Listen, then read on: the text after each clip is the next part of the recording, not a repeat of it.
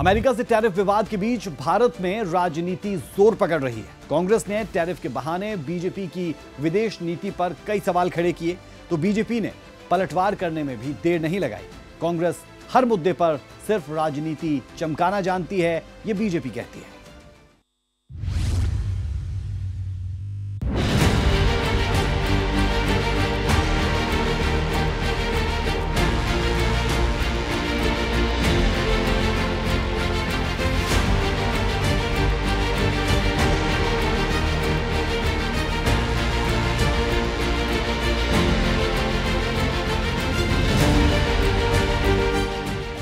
America के साथ भारत के बिगड़ते रिश्तों पर कांग्रेस ने बीजेपी को घेरना शुरू कर दिया है।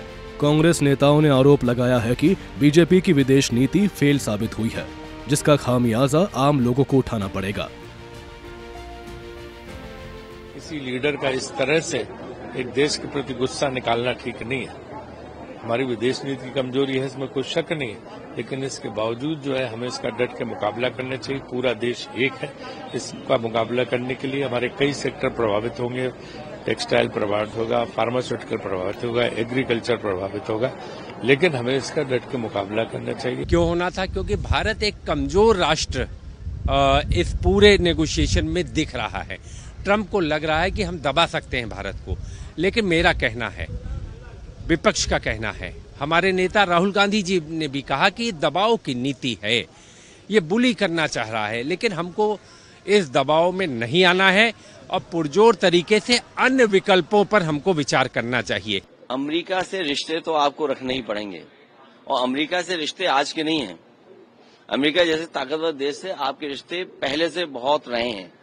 उन रिश्तों को कैसे मजबूत किया जाए और कैसे बेहतर किया जाए, इस दिशा में काम करना चाहिए। और अपने हित, चाहे वो हमारे कारोबारी हों, चाहे हमारे किसान हों, उनके हितों में सोचना चाहिए। और फिर सोचने की बात तो ये है कि आज 11 साल सरकार के हो रहे हैं, आखिरकार ये कहना क्यों पड़ रहा है, क्या वजह क्यों कहना पड़ रहा है?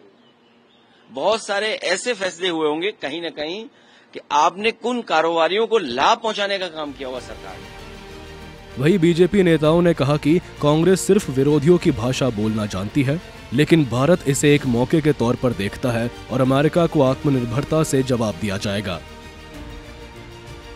विपक्ष हमेशा विरोधियों की बात करते हैं, पाकिस्तानी भाषा बोलते हैं, आतंकियों की भाषा बोलते हैं।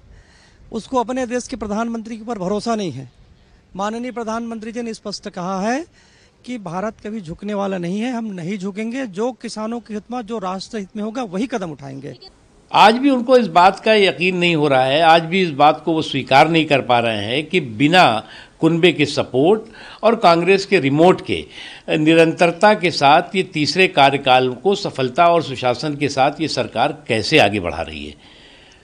ये जो है वो जो भारत कहेगा, जो भारत के लोग कहेंगे, जो भारत की सरकार कहेगी, उस पर यकीन न करके जो भारत के विरोध में जो बातें होंगी उसमें जो है वो सुर में सुर मिलाते हुए दिखाई पड़ेंगे। भारत एक बहुत बड़ा उपभोक्ता बाजार वाला देश बन चुका है और भारत का जो उत्पादन है वो अपने देश की आवश्यकताओं के अनुकूल बहुत तेजी के साथ में बढ़ा है। हम स्वदेशीकरण की तरफ बढ़े हैं, आत्मनिर्भर भारत की तरफ बढ़े हैं।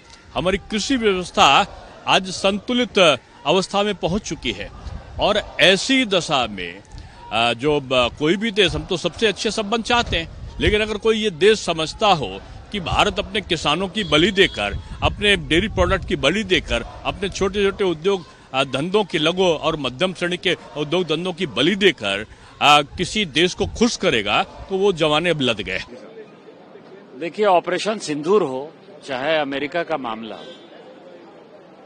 राहुल गांधी जी जो है कितना घटिया मानसिकता का परिचय दे रहे हैं, उनके ट्वीट से आपको दिखाई दे रहा होगा। आज जो है अमेरिका यदि कोई हमारे ऊपर टैरिफ इंपोज कर रहा है तो देश के 140 करोड़ लोगों के ऊपर इंपोज कर रहा है। हमारे प्रधानमंत्री जी के हाथ को मजबूत करना है, देश का हाथ मजबूत होना चाहिए, जिससे देश को पता, दुनिया को पता चलना चाहिए कि भारत, चाहे ऑपरेशन सिंदूर का मामला हो, चाहे अमेरिका के टैरिफ का मामला हो, भारत एक साथ है, एकजुट है।